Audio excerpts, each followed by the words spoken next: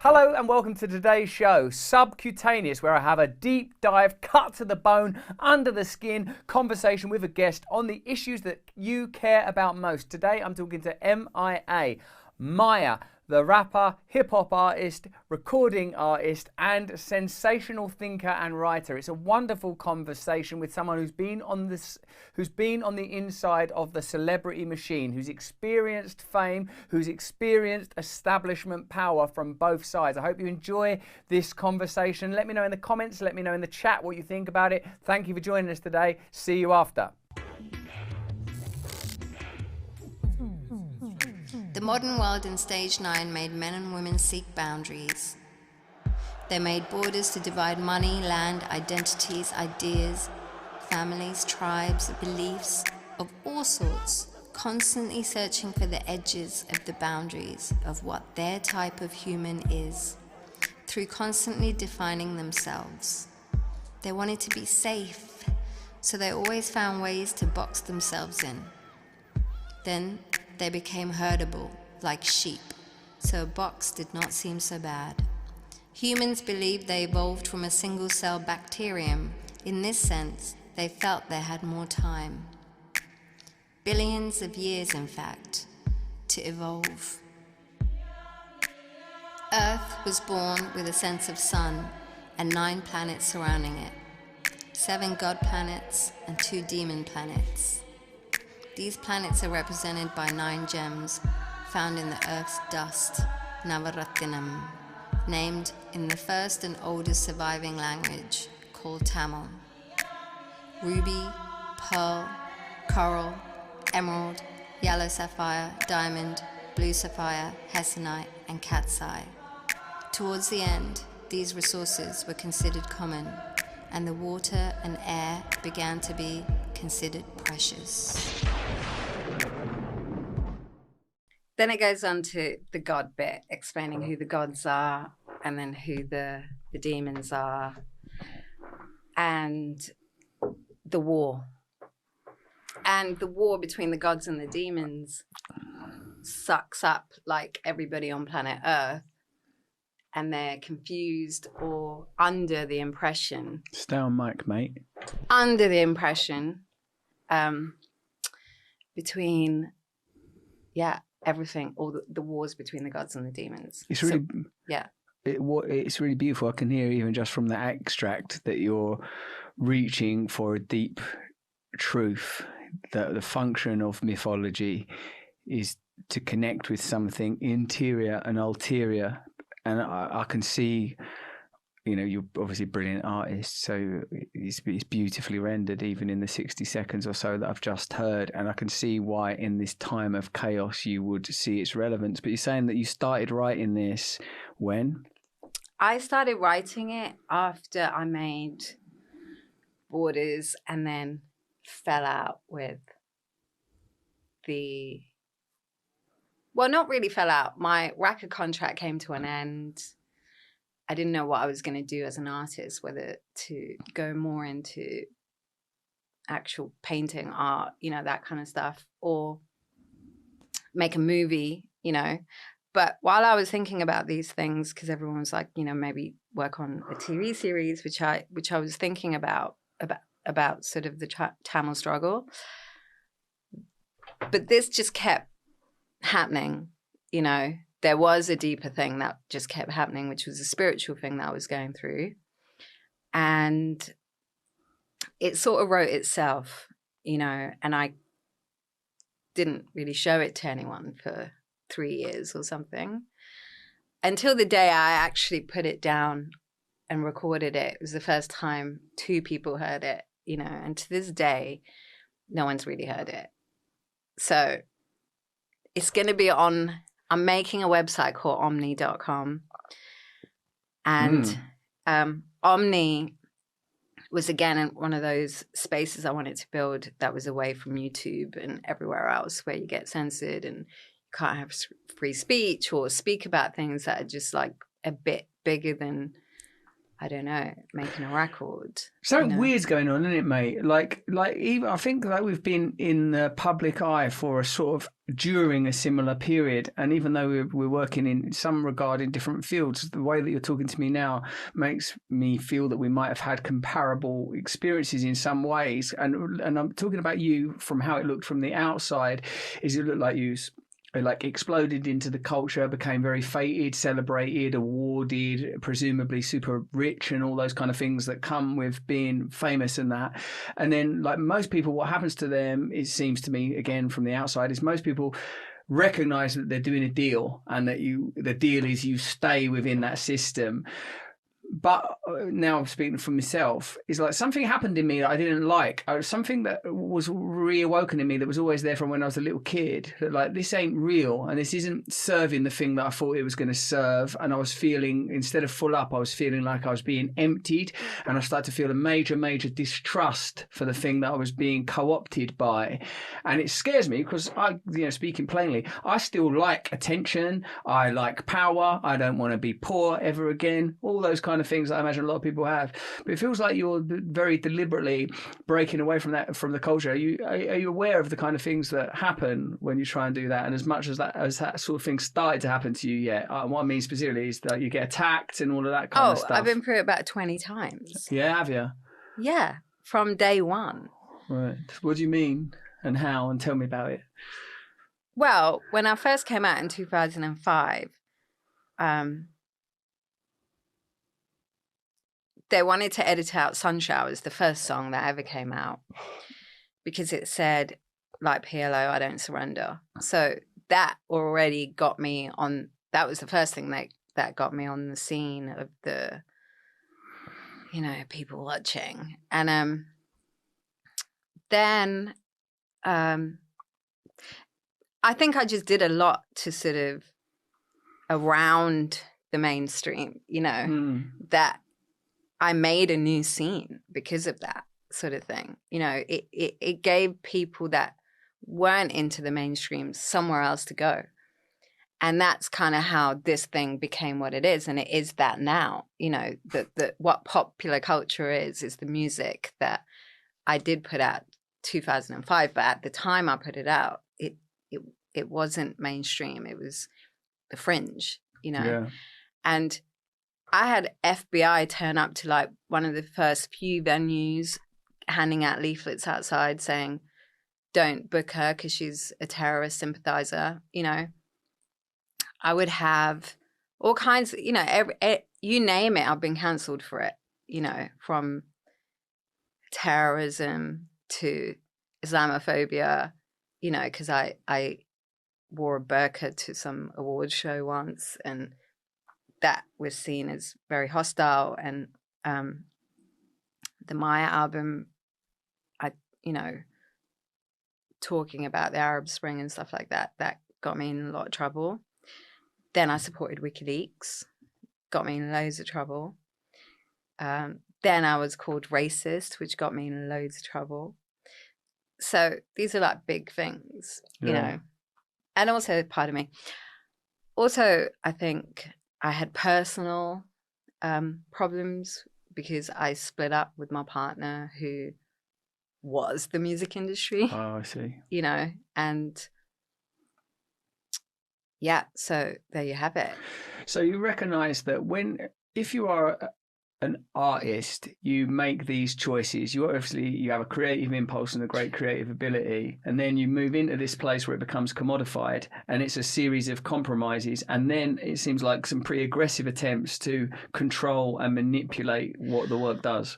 That's really interesting you want to talk about this, because I did think about this, because I was like, I need to go on there and say, I'm setting up Omni.com as a safe space where I could just be creative, upload some free content.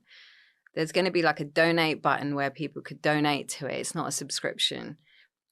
If you want to keep the information free from those tethers, from those restrictions, from it becoming politicized content or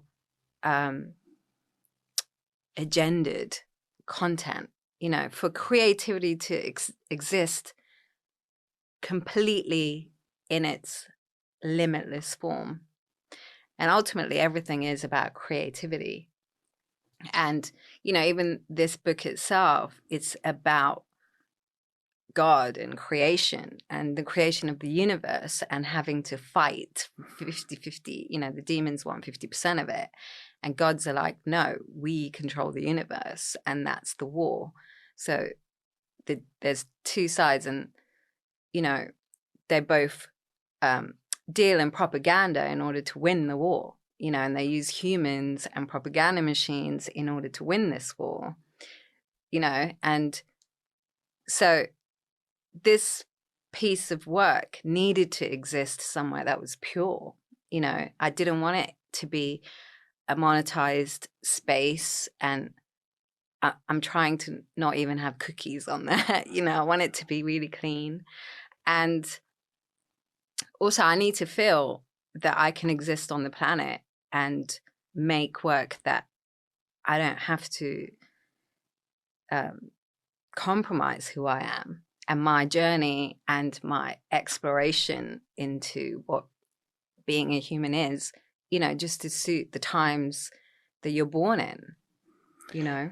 Yes, it's very challenging, Maya, because when you're in this kind of territory, and by that I mean the territory of myth, when you're dealing with ulterior truths, when you're dealing with things that are not mechanized and observable, but things that are deeply felt and have been prevalent, as you say, in your reading and of your reading, in arcane cultures and pre-civilized cultures, and themes and ideas that recur throughout, you know, Christianity, Islam, and There's loads. Veda. When you're dealing in this territory, do you feel like that the terrain that you're taking it into is quite opposed to it and is very keen to frame it as like crazy and untethered? I don't think they have.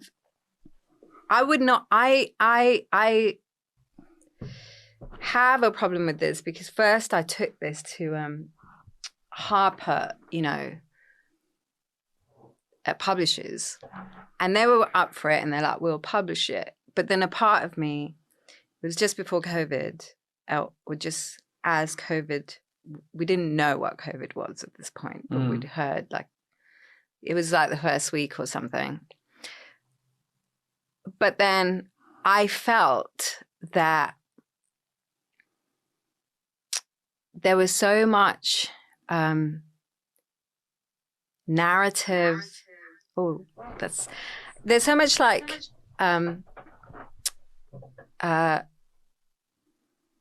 don't know how to put this, but I just didn't trust the system to put my book through it, because the fairness in which a creative is judged or work is judged or your IP is looked at, you know, I don't feel comfortable because I've gone through that as an artist. You know, people say that I'm very ahead of the time with whatever I do. And that's a blessing and a curse, because sometimes people just use you for that, you know. And when I first came out as a musician, all my managers used to say, oh, you're an artist. You make work to inspire artists to make other work, and they're the ones that get rich, you know. So I didn't become as rich as everybody thinks I did, because you're the thing that inspires the thing, and then everyone takes that inspiration, but they're the ones that are actually, you know, promoted, and because they don't question the narrative or the agenda or whatever, you know. So they've been able to achieve way more success or fame, but with the essence of what you do, you know. Yes.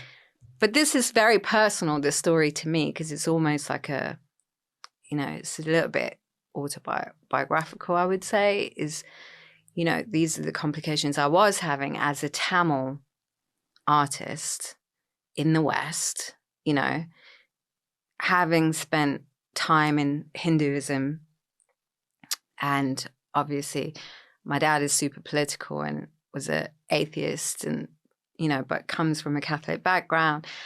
And then I had like a vision of Jesus Christ, and I've been quite public about it. So I was very confused about all these things and needed to make something, you know, and it needed to be discussed in a longer format than making a record, you know. And I didn't want producers or any other people involved. Like, it had to be your own record, you know, of what you saw. But anyway, there is a line now when I kind of wrote it and then didn't listen to it for ages. And there's a line in there about Agenda 2020, but I didn't know about it, you know, at the time. So it just sort of comes from somewhere, you know. And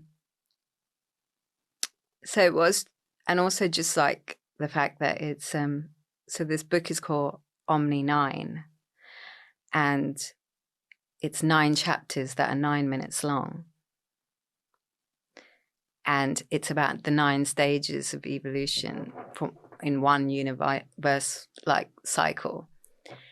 And it connects basically the importance of, say, in Hinduism, we have this thing called Navaratri, where you fast for 9 days. And it's dedicated to the 3 goddesses. So our trifecta in Tamil culture, it's not like the Father, the Son, and the Holy Spirit, but it's Shiva, Vishnu, and Brahma, you know. And that's where the sound Om comes from. So Aum, which is AUM, is the creator, which is basically your base, you know, and where your reproductive organ is. And then the or sound, or you, is from your like middle part of your body. That's your heart. So that's basically the sustainer who keeps you alive, is the heart. And then Shiva, which is the mental one, and that's the ending syllable, which is So that's a heady sound where you make it in your head. And that's basically Shiva's role is he's a destroyer, and he's supposed to destroy ignorance, you know. So those are the trifectas in Hinduism of creation, sustaining, and destroying ignorance. I love the way. Excuse me. Carry on. Yeah. So and then in Christianity, they have the same sort of concepts, and I really wanted to explore, you know, the interconnectedness of those things. Yeah. I like the way you describe the process of sterilization, that when you come into a culture that is driven by commodity and commerce, they will recognize that there is a value in true creativity, but it goes through a process of homogenization, and there are enough people that are willing to represent on that level. The culture ultimately wants artifacts that do not challenge the system in and of itself, sterilized and sanitized versions, imitations of creativity that lack creativity's dangerous serrated edges. I like that it sounds like what you're attempting to do in this piece of work is re-engage the sacred and that which the organic ulterior pre-existing truths that we've perhaps lost connection with. I just share like a little personal story with you. Yesterday I went back to the town I'm from, Grays in Essex, which has just been inveigled in this mad corruption where £1.5 billion has been lost through shady investments, and it's meant that local amenities like the Thameside Theatre and library are being closed down. I was involved there in some campaign, and we were talking about how corruption has become sort of normal in government, and how creativity and art is sidelined. And certain communities, you don't even think they deserve creativity and art. Gray's just some normal town in Essex. They don't need no art or anything there. They'd be lucky if their bins get collected. And there was a moment in the conversation where we was talking to one of my mates who's like a fireman, and this woman, Dr. Chetna Kang, I think is her name. And we were talking about like how leaders have lost their values and have been consumed by systems of darkness. And it's very hard because I think everyone recognizes that we are at the end of a cycle. people recognize things are falling apart. That even the stuff that we do on our channel, we're continually reporting about centralized global power that's infiltrating and bypassing democratic authority in ways that can be demonstrated, like the response to coronavirus, which was broadly speaking adopted everywhere in the world without due democratic process and without being fully like the complexities of that have never been addressed. Even now we're seeing them celebrating Chinese protesters, even though when there were protests in like these Western type countries. It's mental, isn't it? And what it seems like you are expressing, and in a way that I imagine must be pretty hard for you to carry, mate. I know that it is hard to do this stuff, that it sort of takes you out of, well, speaking for myself, it takes me out of my route of like, oh God, I don't know who the fuck I am, like when I give myself over to this stuff, is reaching for some real values, because people have not got any principles or values to turn to, because everyone's been told. I liked it, even that minute there you said everything unfolding from a single cell, when all you have is materialism, when all you have is the spatial and temporal dimensions to refer to, that it limits you. It does put you in a box, and it makes it easier to put you in other boxes. But once you start alluding to and referring to things that sound occultist or mystic, people think you're a nut, and they want to define you as such. This is not, this is something that I created, from the ether, and it's my experience as being a musician and working with sound, and basically there's 5 elements, which is like, it does sound nutty to be like, okay, before science came along, people knew that it was water, fire, earth, air. And in India we have Akash, which is the 5th element. So Hollywood makes movies like the 5th element, but we've never had it defined what the 5th element is. So the 5th element is considered sound, and universe was made with sound. And in Christianity they say it's made with word, so word is sound. So I'm interested in words and sounds, and it was only a matter of time before I kind of took a deeper interest in it, beyond making records that people could go to Spotify and stream my new record. It only came out a month ago. That exists, but this is something else that I feel like that suits where I'm at right now, And my thing is, since YouTube and Google and all of these things, which is one of the things that I got banned for a long time ago, for saying connected to the Google, connected to the government 13 years ago or something. 13 years ago I said that. So I was banned by Google straight from the beginning, and when they reset my YouTube views, when views became a thing where as an artist is so important, that's how you get judged. They were already resetting my views every year, so it would just constantly, and some of it is to do with monetization, where companies were changing hands. So YouTube, Interscope will go and make a deal with YouTube, and then Apple, and then sell their catalog to somebody else. And so every time that happens, always my views get reset to 0. So if you go on YouTube and look at my song, it will say uploaded 15 years ago, but it will have 50,000 views, which is not true. I'm literally the artist that happened in the time of YouTube blowing up, and even made all these spaces like MySpace and YouTube and all these spaces cool, because I created all this extra content that went with my record, unlike other artists who just totally walk the line of how to make a record and do promo content.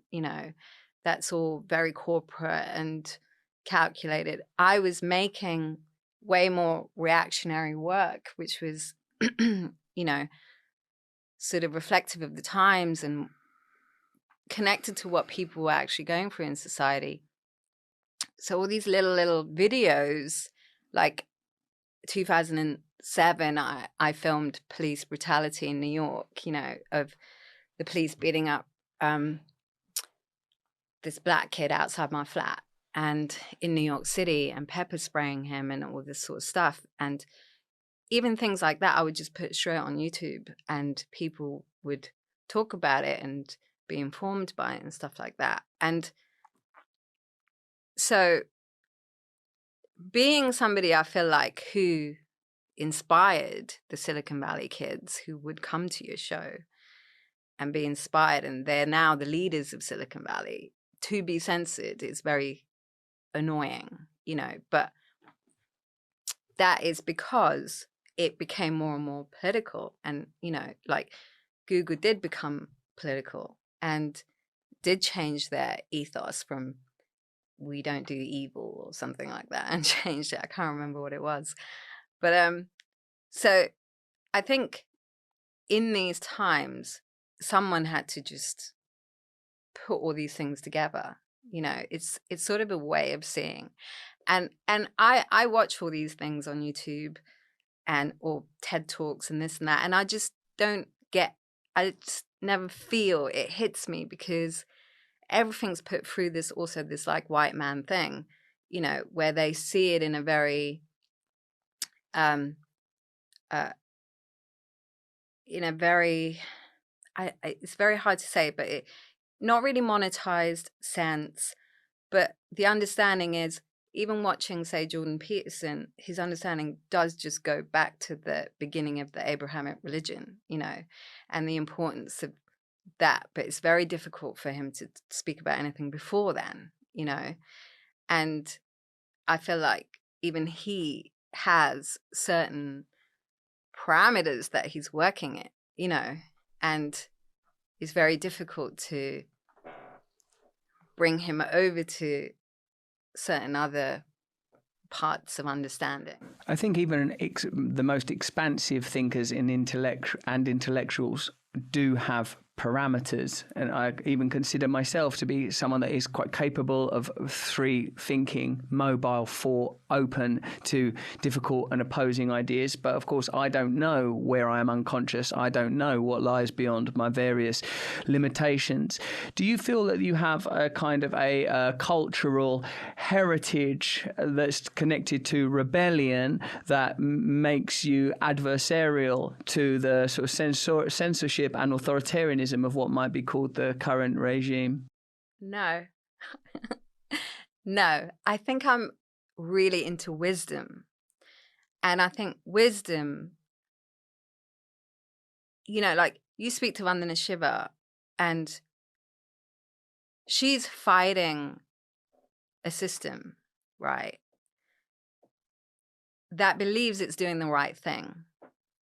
And it's very difficult to criticize this system and the people involved, right? They're untouchable. And ultimately, they all speak the words that they've learnt in India. They all go off and do this little moment where they, whether you're talking about Mark Zuckerberg or Steve Jobs, or all of these people have taken the wisdom of the East. But even the conversation that Kanye is having now about the Star of David and the swastika, the wisdom from the East always gets perverted when it comes to the West. It never gets put right. And there is the political context. Like, my father's one of those main people that writes very boring reference books about history and politics, and started a revolution and did all of these things. And those factual academic elements exist, and they exist in my, life. But beyond that, just the philosophical and spiritual level, I think, my dad wasn't very interested in the spiritual level, but I am, because something is happening. We're all going through it. You're talking about it. And I think, everyone's having this moment where truth is kind of coming out, and we're in this massive change where they're saying, this is it. This is the moment where humans evolve to the next cyborg level. This is the human beings that we are now will never exist again in the future. We are the last generation of this organic material human. And yet nobody's having this conversation, except for everyone saying, yeah, great, let's bring on transhumanism and bring on all this stuff. But these ideas just came from the 70s. Like, they're not even that old. It's probably as old as me, And And so to straddle something in your mind where you're pushed to follow something that just got invented 50 years ago, and then come from a culture that maybe is, 30,000 years old or something, and you haven't even been given the time to explore it, and discuss these things. Meanwhile, tech comes along and they're just like, humans are hackable, they're all useless, let's just get rid of them. You know what I mean?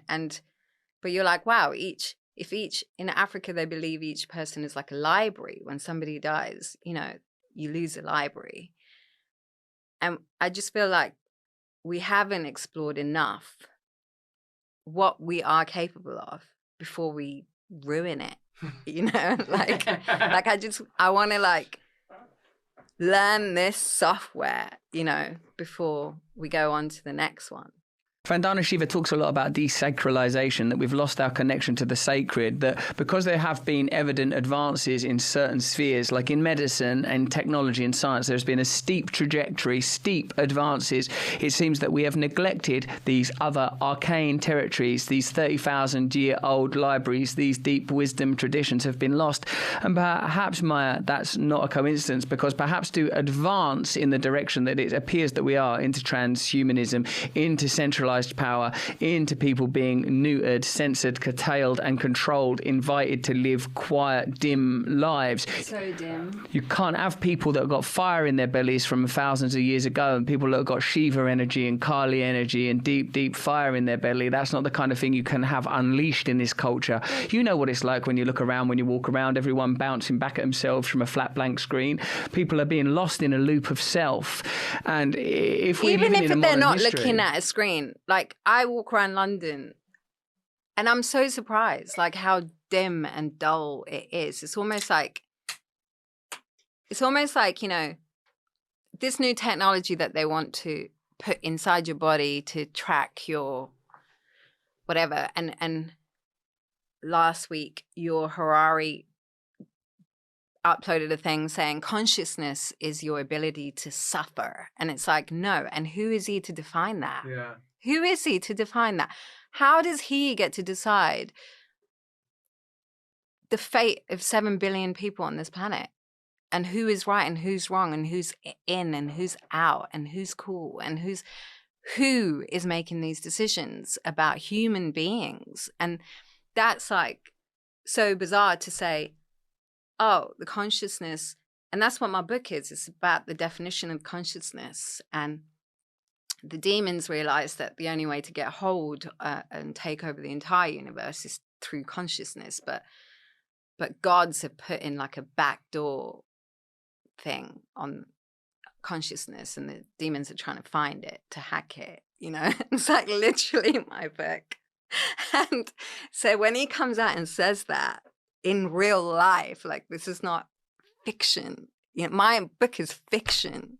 It's not real. It is complete mythology I made up in my head, But this guy just came out and said that is a fact, that they want to hack your consciousness, and consciousness is this very limited thing about you suffering, which means it's okay for you to suffer, and we're going to make you suffer because it just means you're more conscious, doesn't it?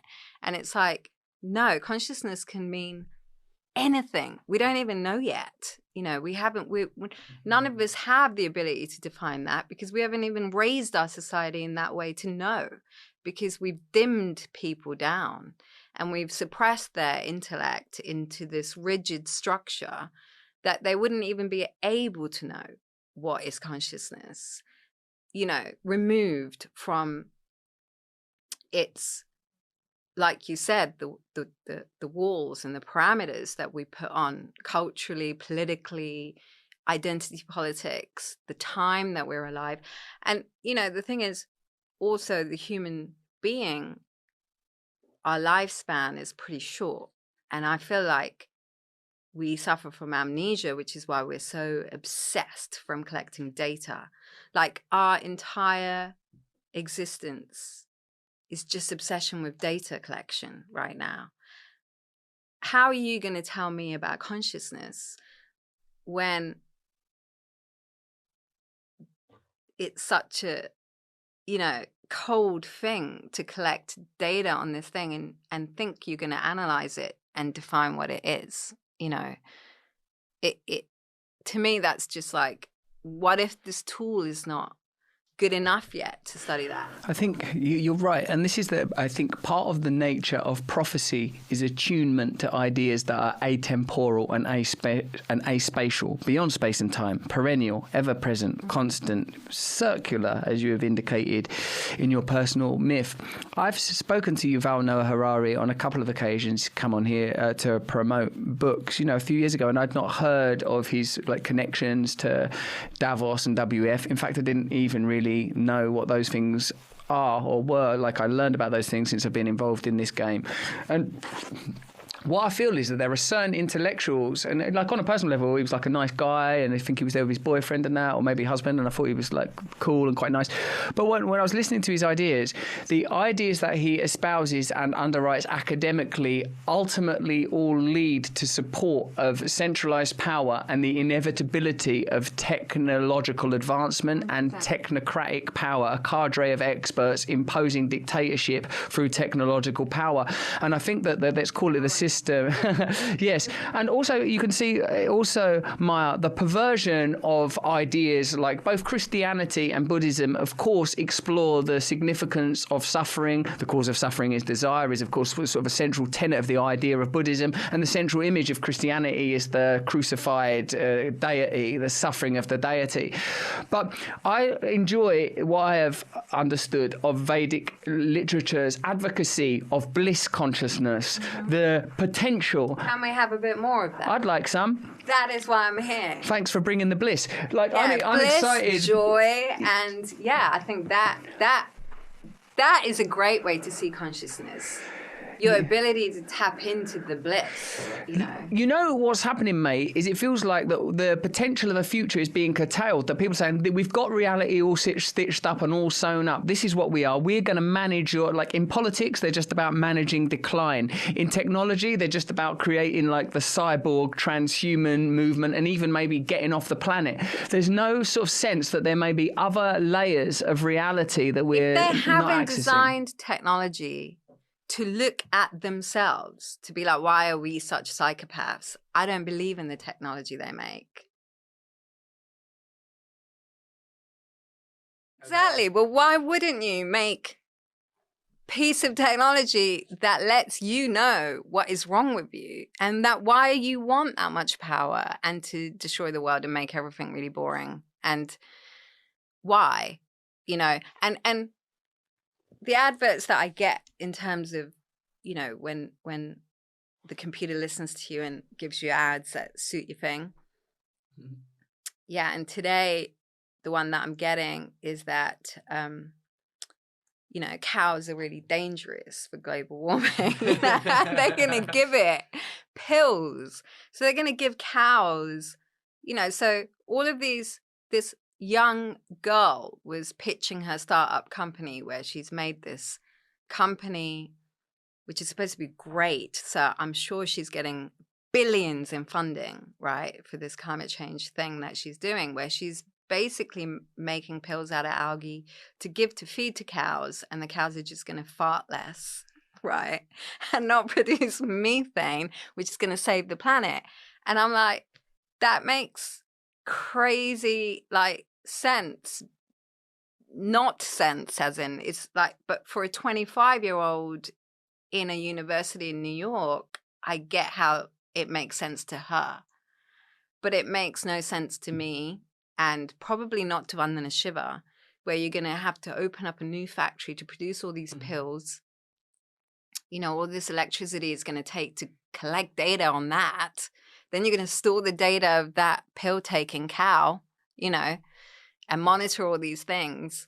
So you're just like, surely that can't be the answer. And weren't cows around forever? I mean, Indian people worshipped the cow for a long time, which is whole nother thing. You know?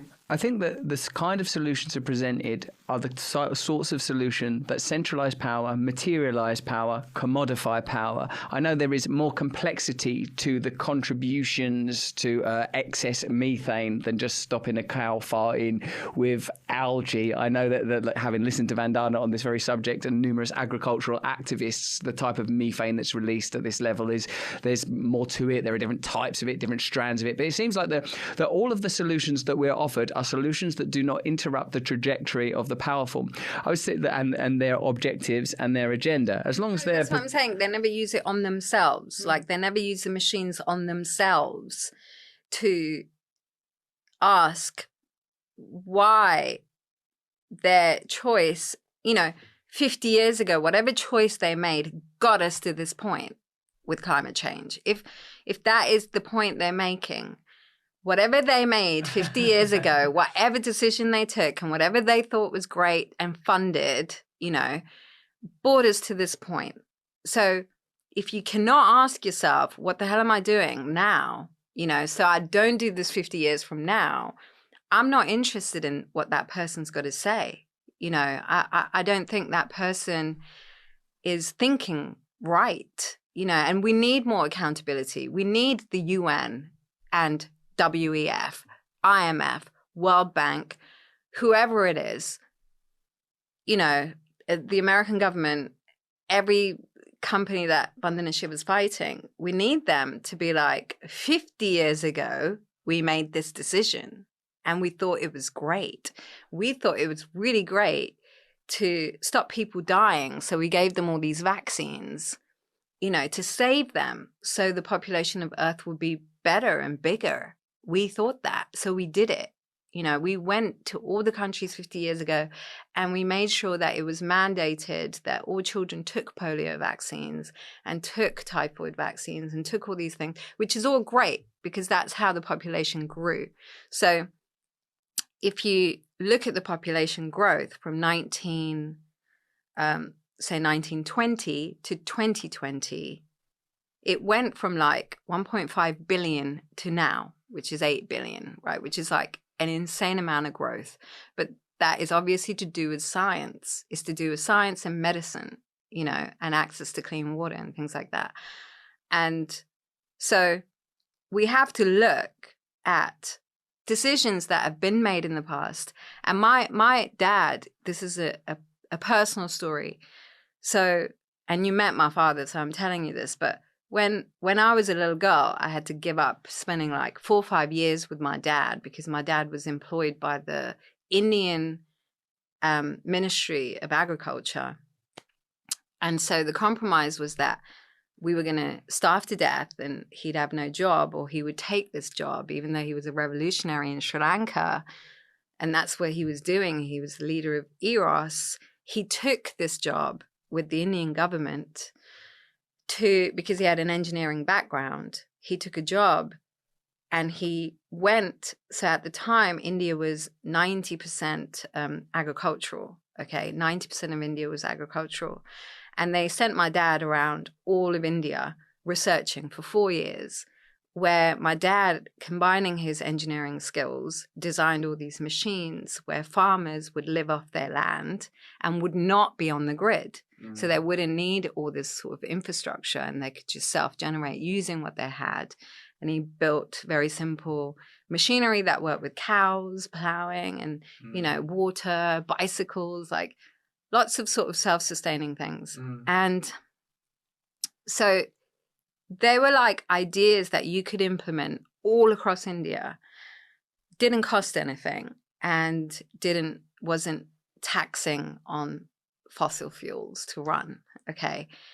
So 4 years came up and my dad takes the briefcase and my mum basically says, F you, you're not here, I'm leaving. And so we lived in India that whole time in hiding.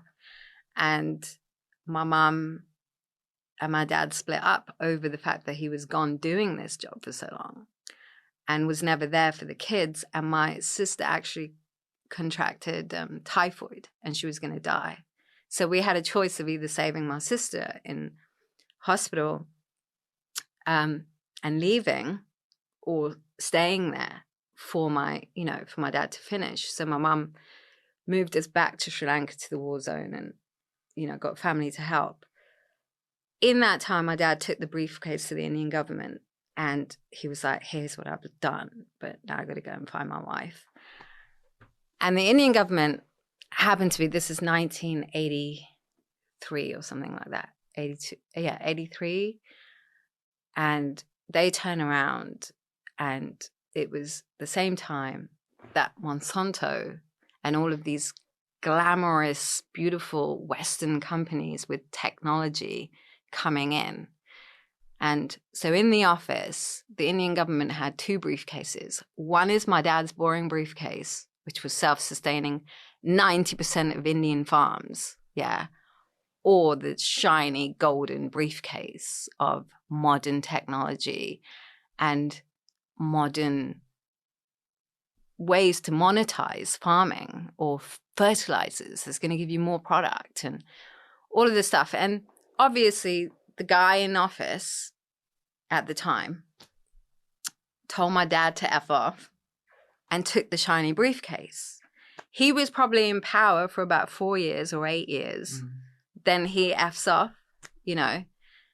leaving India within 40 years of that happening, from 1983 to the minute you're interviewing Vandana Shiva, the destruction of Indian agriculture, the dependency on fertilizer in the West, the monetization of their food industry, and now, people buying off farmlands and farmers killing themselves. All of this happens, and it's happening in my lifetime. I've witnessed that. Like, I've actually sacrificed my time with my father, for him to come up with ways that India could have sustained itself without these things. But they said no, because the idea wasn't sexy and cool, and at the time it was not a cool thing. So my dad was very depressed after that. So he came back to Sri Lanka, and so late 80s, the Sri Lankan government banned the Tamil Tigers from energy and power and water, resources, food, everything. So the leader of the Tamil Tigers bought this information from my dad and sustained the Tamil people in the Bunny area in the north, which is like 1 million people in the north, on this information. And that's how they survived from the 80s to 2008, from building their own infrastructure, where they survived for 25 years without power and water. And, a bit like Palestine, I guess, in that sense, when they're cut off from everything, they were able to build organic farming and, good irrigation systems, and were able to generate electricity using a bicycle or whatever. People did that and survived. And so whatever was in that briefcase works, and it worked, And then you fast forward to now, 2020, that's what you have. You have India, having to do this insane change and become, dependent on the technological structure that's in place, which is like, we need to regulate everything. We need to know how many potatoes everyone's eating, and then we're going to give them credit scores on it. Have they lit their plate? Are they chugging food away? And it's sort of like, it's so interesting. The creation of dependency and the harvesting of data appear to be fundamental components of this modality. You create dependency in areas where people were somewhat independent or interdependent, you create dependency. Clearly, that region was not without its struggles around food. As I recall, in the 1970s, there was issues with famine, perhaps somewhere like in that region. So it's not. And I like what you said earlier about how perhaps some of these organizations, these vast, grand, glistening gold briefcased organizations, may have come in sincerely with the intention of resolving problems. Monsanto, we can solve your food crisis. With these patented seeds, we can bring about solutions. But I like that you know, whilst weaving in your personal biography, reference the idea that there is a kind of amnesia that we suffer from, and that they will not illuminate. So they don't say that, 50 years ago we did think that these methods were going to work, but actually we can see now that it's created dependency and famine and crisis in Indian agriculture, and that's why we'd like to withdraw. No, they advance further through new means. Exactly. They go, let's put a plaster on the plaster, and then put another plaster on the plaster, and just make a plaster mountain. And then that's going to be Earth, you know. Yeah, wound on top of wound, unaddressed wound. Yeah, so it's like, no, what we need to psychologically fix this, which is what's interesting as well, is that Jordan Peterson is the person that's floated to the top during these times. And he's like a clinical psychiatrist. Exactly. And you think, wow, can you fix the madness of what's happening here so it doesn't affect everything on the planet? You know, you don't see... I just feel like that is, I think, a very important thing, being able to self-reflect, own some stuff, say, maybe that decision was not very good. Yeah. You know, and then go, okay, well, we are looking at a picture where it's not like, you know, Africans and Indians are invading all these countries and causing all these problems. And the thing about Indian philosophy and Indian religion is, you know, that's based in bliss and trying to figure yourself out, is that it says, you know, any knowledge and wisdom from the Eastern philosophy is for the good of humanity. Therefore, it's free. They don't even claim it. So if you take the thing and start doing your yoga company over here in Hollywood, or, you know, in Malibu, chilling on a piece of rock, no one's claiming it. No one's like, that's my culture. Like, because the whole point of yoga and the whole point of Indian wisdom or Eastern philosophy is to help you. So why would anyone stop you using that? You know, that it would go against what they're preaching. So the whole way that works is that it's there, and you know, you're supposed to it's not an identity thing. Like, Indians wouldn't say that's mine, you can't use it, or this is our thing, and, you know, fight for it or anything like that, because the whole point of their thing is very inclusive. It was about the humanity as a whole, and everyone's supposed to spiritually attain a certain thing with this knowledge. So the knowledge is free. You know, nobody owns this knowledge. It's free. Yes. Whereas I think in the West, we're very used to everything being owned, and it's like our thing, and we did this and did it, and it's kind of like we're teaching that to more people just because the power of technology, you press a button and it goes out to the world, you know. And that's only been around like since the internet, like what, you know, 20 years or something, where mass marketing can be done like that, you know. And so that thought process of, you know, this sort of weird kind of power hungry thing is being beamed to the world on a mass level for the last, say, 20 years, you know. And that's a whole generation or two. And if you think fast forward 50 years from now, psychologically, we're going to be more and more like that if we carry on, you know, unless we check people.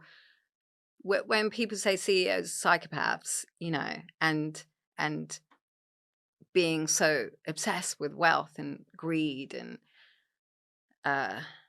all of these sort of ideas, and that you have to take someone out in order to sort of be better, or, you know, like, these ideas have been around, but they've always been sort of in history books or in, you know, some sort of, I don't know, biology books, or they're in academia, hidden, or in politics, you know. But now I think these ideas are sort of like spreadable very quickly. Yeah. And they're going to everywhere, or, you know, kids, adults, whoever's got a phone has got this, you know. And so we have to be really careful psychologically that we are constantly practicing the inclusiveness, humility, awareness, self-assessment, you know, and the free speech conversation that's been happening in the last few weeks, and with everybody freaking out about Twitter and Elon Musk making a whole thing about free speech. And obviously Julian Assange is in jail over it, you know, over words and publicizing stuff, not actually killing anyone. So in these times, I think it's a really important thing to address when they have so much power to curb speech, you know, and define what hate speech is, and what is the correct way of seeing something. And when these are being defined, you know, on a scale where I don't think they're aware of the planet, but they're only aware of their small group, you know. And so this is very important, that there are more people in this conversation that expand the idea out to be like, look, this needs to be inclusive of these people and these people and these people. You know, there's so much stuff involved here, you know, and that they should be able to say, 50 years ago, you guys made us do this, that's destroyed our thing, you know. So when you want to do it again, can we have another conversation? Yes. You know? Yes.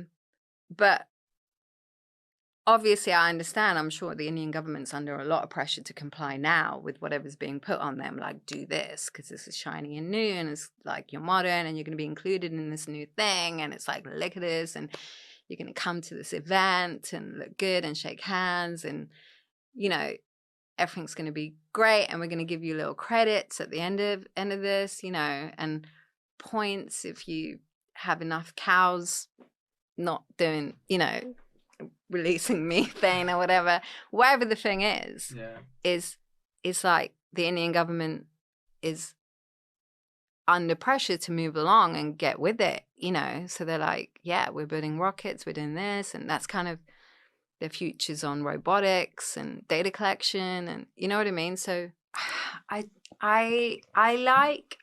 get it, you know. I get technology and being excited about it, and human evolution's probably gonna go there. It's inevitable that, yes, technology is gonna get embraced and but we got here somehow, where we're at the end of something, and something's gonna happen if we don't make this new technology, you know.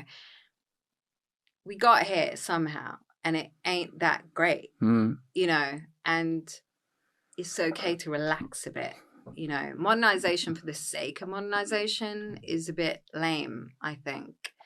And I just don't think that culturally anyone's paused for a second to be like, what is going on?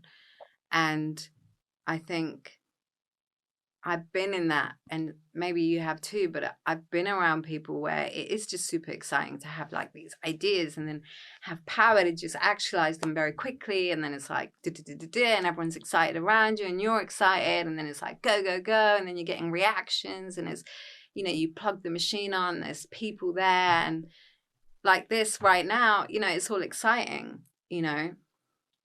So I get this level of like living in the moment and pushing things forward, but certain things needs to be zoomed out, and you have to look at it over a long period of time, you know, and be like, okay, it's not that long ago, 100 years ago, and within 100 years ago, if you've blown up the population, you know, times threefolds, yeah, then there is going to be a major drain on the food source or the natural resources on the planet, and there's just like all this other stuff, and you know, then we've done it now. That's history. So you can just hit pause, zoom out, look at it to be like, what's going on? And also, I think a lot of this stuff, the technological advancing mechanism in place now, they're a lot more dangerous than, you know, 100 years ago when someone's like, let's invent a tractor.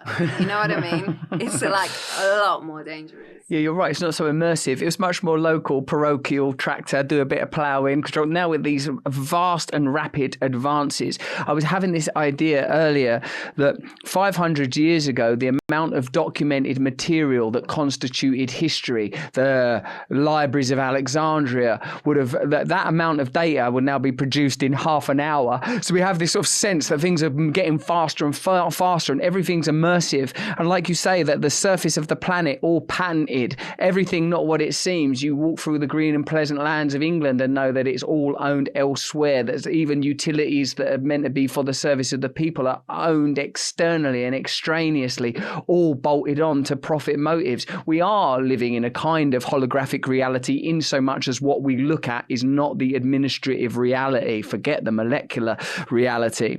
It seems that while we're racing forwards on this trajectory towards a kind of technological utopia, we are neglecting to look back or to zoom out. We're seemingly, as a species, simultaneously incredibly ambitious and yet myopic. And this evocation of gods and goddesses and primal forces and the source of material and source energy, I think is precisely what has to happen. The challenge, I think, for us is how to present that to people who have been trained to extract mythology from the discourse, like flat rationalism, and this dimming that we have discussed is what is considered orderly and ordinary now. If you start talking to people about like mythic energies that are within you and powers that can be unlocked, and for a moment, our conversation, I felt like suddenly a wave of optimism of like, we're only just beginning to understand what consciousness is and what it could be. There's a difference between data, intelligence and consciousness, the crucible of it, for the source of it. We have access to the source. We don't need to be limited to the narrow lines and slim planes of prescribed reality. We're not being ambitious enough. There is the opportunity for bliss. There is something beyond suffering. We can get beyond technocratic, bureaucratic limitation. But it's a frightening conversation to have, I think, because, you know, personally, I feel afraid a lot of the time. You know, like I've experienced a lot of fear. My book is cyclical, and this is cycle 1, of the 9 stages happening once, but then it can happen as 100 times, right? And I think that each time you have the power to write that cycle. So it's just like you writing it. You have the power to make it as optimistic as you want. Yeah. You know, you can make it as technologically advanced as you want, but the optimism is there because of that. It's like, okay, we can start again and rewrite this, you know, and we can dictate where it goes. But in order to do that, you can't have any group of people in society that are untouchable, where you can't talk about them, speak about them, point holes in the theories, or criticize what they might have done 50 years ago that was wrong. You know, like you just can't have that. You know, you need debate. You need to be able to hold people accountable. I'm sorry, but in the last 5 years, the only person that society is scapegoated as the baddie in the universe is Julian Assange. Like, that already shows you, you know, like, who have we put away in society for any kind of crime that's been happening in everybody's face? You know, the only person who's gone in is Julian Assange for press freedom, and Jeffrey Epstein and Harvey Weinstein, I guess, apart from that, no one in the finance industry has been questioned. Nobody in the tech world has gone in. Nobody in the, any banking, housing market, pollution, climate change. Nobody has been held accountable for all of these apparently big extinction, life-threatening thing that could wipe out humanity from the face of this earth. For the first time, we're faced with extinction, apparently, from climate change, and we might all be dead in 20 years. Who is accountable for that then? Yeah, there's a curious lack and misplacement of justice in most areas after that 2008 crash, after the period of the pandemic, which has induced a kind of spellbound, hypnotized and limited mentality. There is no willingness to scapegoat people other than in the case of Julian Assange, someone who's clearly interested in revealing the truth about the way that power operates. It's interesting that so many crises can be inflicted and yet the most powerful interests in the world remain profitable. In a time where there's an energy crisis, energy companies are making a profit. In a time where there's a health crisis, pharmaceutical companies are making profit. It feels like we are being distracted from the real sites, the real location, the locus of this problem. It's curious to me to understand, where is the power? How is all of this happening? Why are they're saying it's AI? They're like, it's not even us. It's the machine. It's the machine that's like deciding we're wrong and we need to be curbed. So that is already being passed on to the machine, and even that, you're like, well, who decided to hand that over to the machine?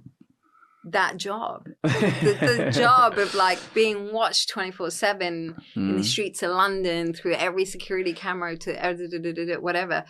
Like, who said, yeah, let's go and trust this machine after like watching Terminator or whatever, like somebody that to me is also really funny to be like, well, how do we create the society where we think, and everyone's like, AI is smarter than us, therefore they should make that decision, but is biased because 50% of the news, or we've all learned 50% of the information fed into this system is wrong. Yes. Or that you've just learned this week from Elon Musk saying Twitter did have a part in, elections in the US.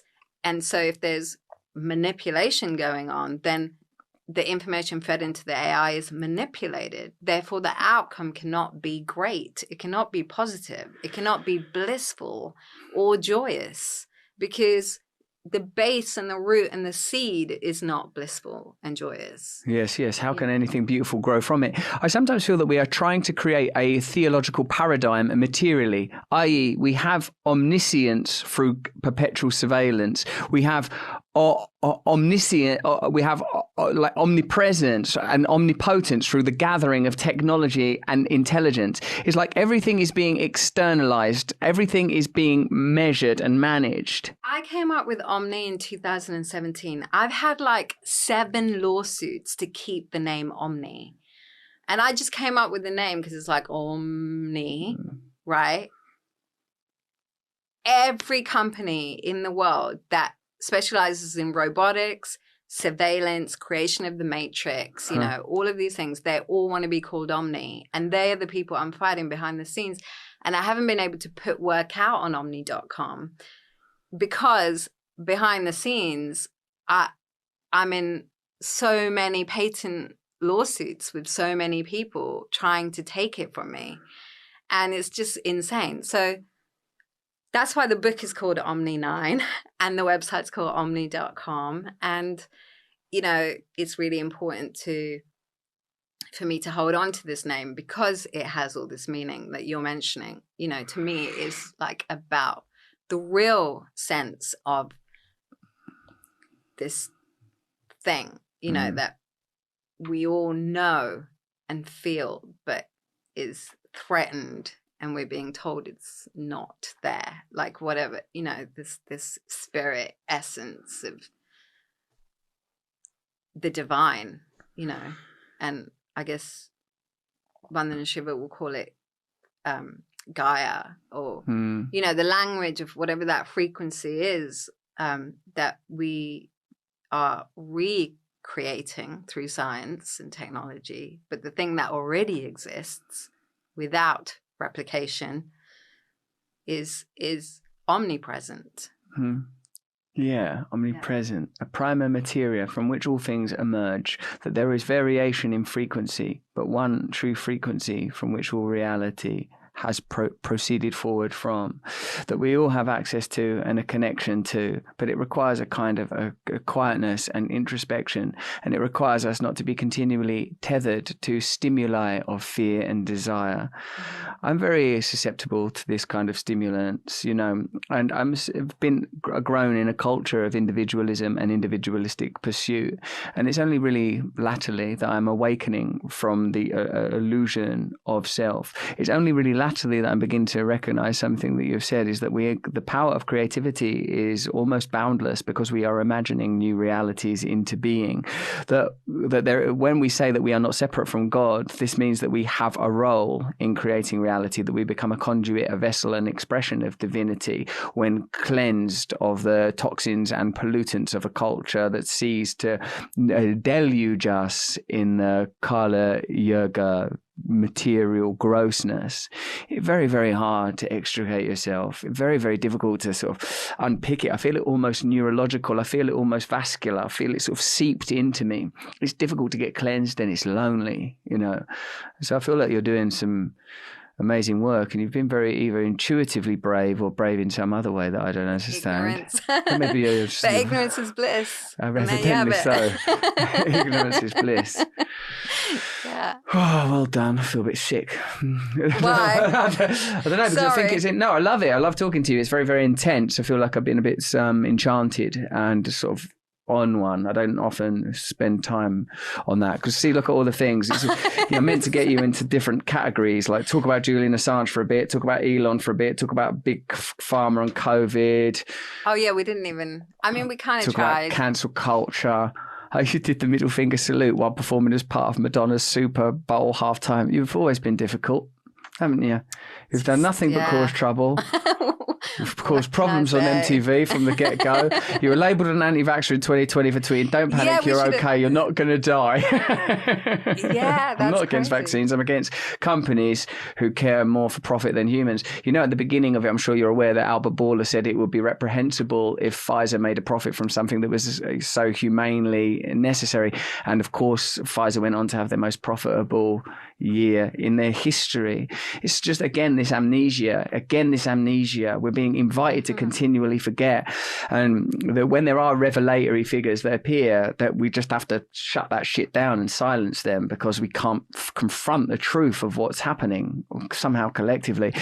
Yeah, and just saying that data collection is mechanical thing that's over here, but you can't use your eyes and your own ears to store the data in your brain and bring it back up from memory to be like, oh, but I remember, you know what I mean? Like, you can't even be like, hey, when you said this like 2 years ago, I remember it. And you can't. No, you can't remember that. Yeah, exactly. It's like phone numbers when you were a kid, when you knew 20 phone numbers. Now I can only remember my mum's phone number for where she lived then. She don't even live there anymore. Yeah. So we've forgotten everything. Why does that happen? They've stripped us of our facilities and our faculties as sacred beings. We need to get back into some avatar illuminosity awakening in some tropical forestry. Yeah. Should we help each other with it a bit? Yeah, definitely. Is that what you're here doing? I'm trying around in the farm with my own little I'm trying to do that within my own limitations, and then not try to tumble into the narcissism and everything and all of that. Yeah, it's tough, but obviously, it's difficult, because that is the other thing of like watching people. I don't want to get into going on these types of shows, because then it becomes about you, maybe, and that is better to just keep making work and putting it out on a site where they can find you. Who does that well, though? Who does that well? No one. Yeah. I don't think anyone has. No. Eventually, you know, with social media, like, we've had to come out and actually just say everything all the time. You know, we don't, as artists or writers or, you know, people, even if you take J.K. Rowling, who can literally disappear from the face of the earth on Mars because she's so rich, but even she has to get on Twitter and contribute her, you know, thoughts to what's happening around. And it's like, we don't have that. I feel like as artists, we don't have the luxury to just be MIA from the situation. Thanks for joining me for that episode of Subcutaneous. Join us next week for Stay Free with Russell Brand. On Monday, we'll be talking to Barry Weiss. She's been given access to the Twitter files along with a friend of the show, Matt Taibbi. You can join us on Monday for that show. Also next week, I'll be speaking to Silky Carlo from Big Brother Watch about the surveillance state and big tech. Also, Glenn Greenwald, friend of the show, will be on. He's a fellow Rumble host, and we'll be talking about the kind of things that Glenn Greenwald's always talking about. And Tim Robbins, the Oscar-winning actor, is joining us for a conversation about his, well, new views on the pandemic and the introduction of laws, regulations, the shaming that went on. That will be a fantastic conversation. It's all here first and in full on Rumble. Join us next week, not for more of the same, but for more of the different. Stay free until then. Switch on.